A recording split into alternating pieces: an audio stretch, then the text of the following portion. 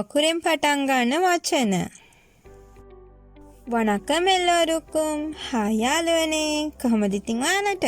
EasyTime Sinhala with Nirosha YouTube channel එකත් එක්ක එකතු වෙලා ඉන්න ඔයාලව ආදරෙන් පිළිගන්නවා. අද අපි කතා කරන්නේ ස්වර අකුරු ගැන. උයිරෙලුත් එක්ක. අද අන්තිම ස්වර අකුරෙන් පටන් ගන්න වචන ටිකක් ඉගෙන ගන්න තමයි යන්නේ. අවවන්න.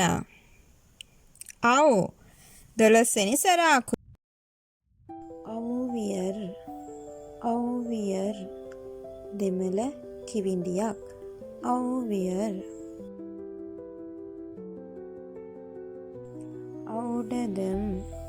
අවඩදම් අත් බෙහෙත් අවඩදම්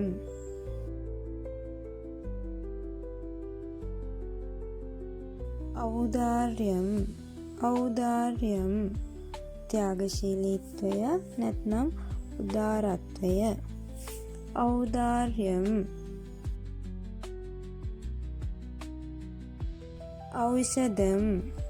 ඖෂධම් බෙහෙත් වර්ග කියන්නේ බෙහෙත් පෙති බෙහෙත් කරල් බටහිර වෛද්‍ය ක්‍රමයේ බෙහෙත් වලට තමයි ඖෂධම් කියන්නේ.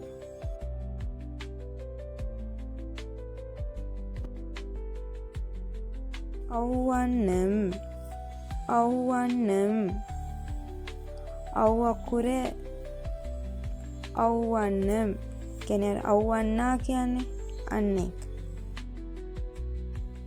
අපි වචන ටික ආයෙ පාරක් බලමුකෝ. අවවියර් ඖඩදම් ඖදාර්යම් ඖෂධම් අවවන්නම්.